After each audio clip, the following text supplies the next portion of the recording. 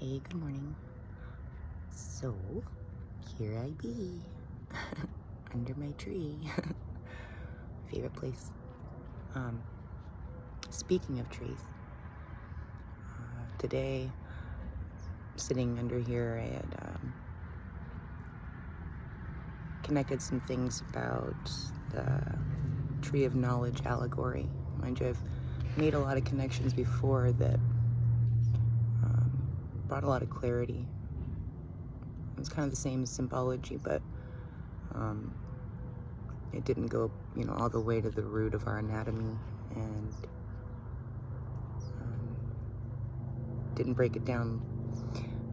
There's certain things you can actually study, just so you know, and you can find out that actually in the Holy Scriptures, all of them from all the books, but the Bible even specifically, it's more like a science book.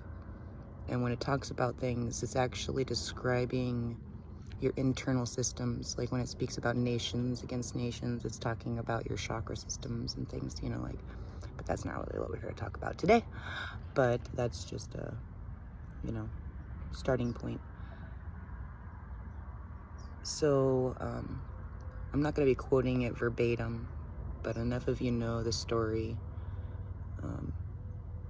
where it says we're dwelling in Eden, we're in heaven, and we're told not to eat from the tree of knowledge of good and evil, or the tree of knowledge, and we do it anyway, and we end up, creating demise. Now, the way the story is told, you think people would get it, that a lot of the stories just don't make logical sense. It's like people trying to analyze it from like a logical perspective, from like a 3D view, and that doesn't have anything to do with spirit or energy. But God's so much greater than that. So,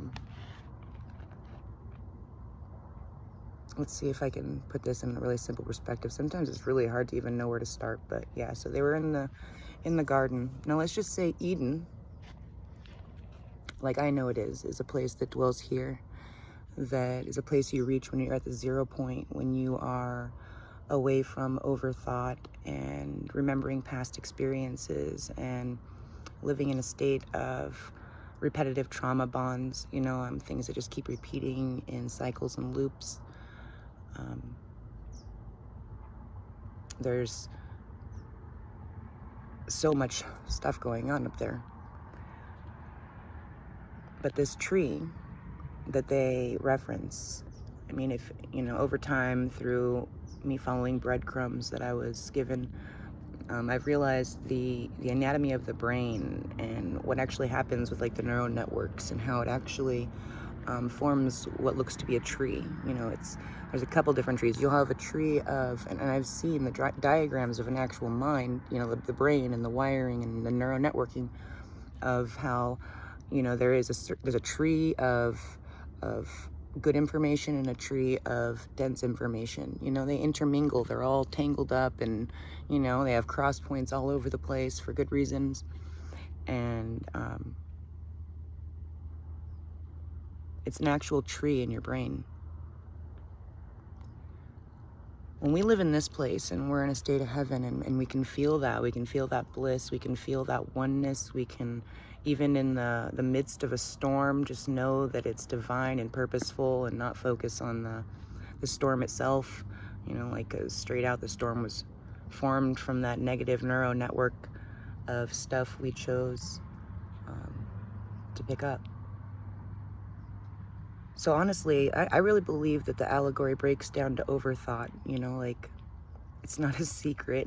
Well, it is, but it's not a secret that we create our minds with our thoughts, feelings, intentions.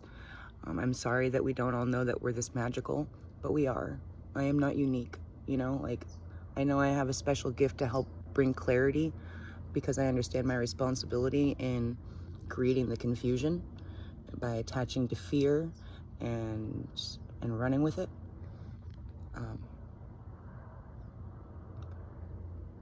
But what happens if we eat from this tree is that we're literally, the allegorical tree, the roots go down into the earth.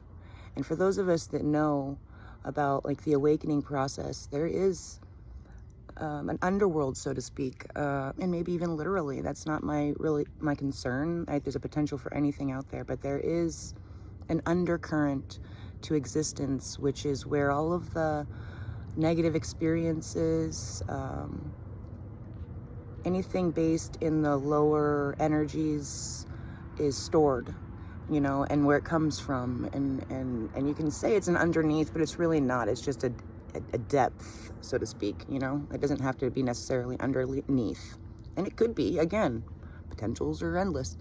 But it's really symbolizing that the things that are buried deep within will be brought up to the surface when we choose to run with our mind and eat from that tree of the negative information and the negative stuff. You know, like I've worded before, like in like my first tree video a few years ago, you know, like when we're not in that zone of overthinking, everything just flows. Anything you could possibly need. I mean, when I'm in my sweet spot, which I really try and stay in just because I love it and I like the way it feels and I like feeling good, everything unfolds for me. Anything I want, genuinely, that I don't have any doubt placed upon, thank you, Spirit, will show up in my presence. I don't care what it is. I could walk you around my house right now. And mind you, I have released many things because things just keep showing up. But everything in my home was manifested, and not by effort. I don't need anything. I'm happy. I am satisfied just as I am in every moment. And I am blessed and grateful.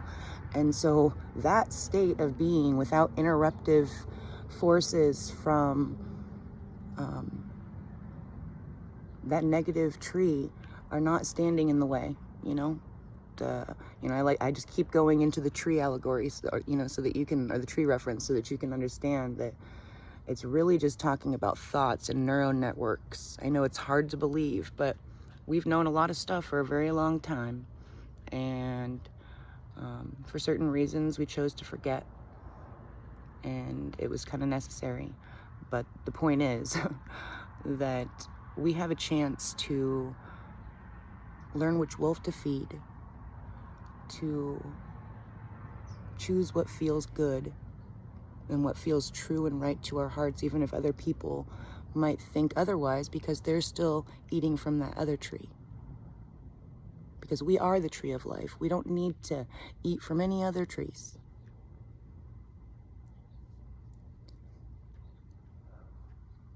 And we can talk about the serpent if we want.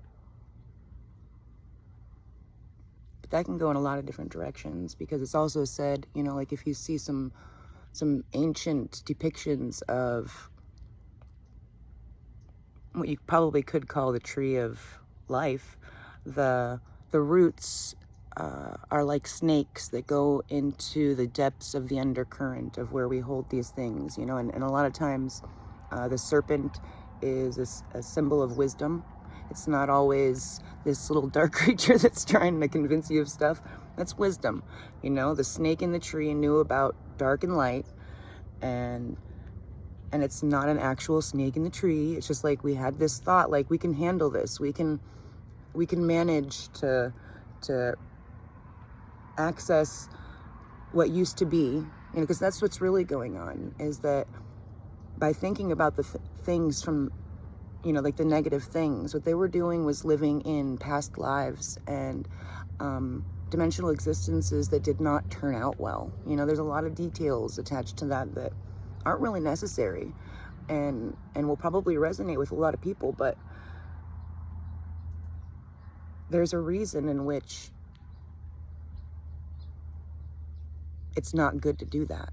And there's a reason in which it's taking a while, and that we have to go through a step-by-step process and remembering what we are and what we're capable of to get ourselves out of that loop so that we can create responsibly and not destroy the earth.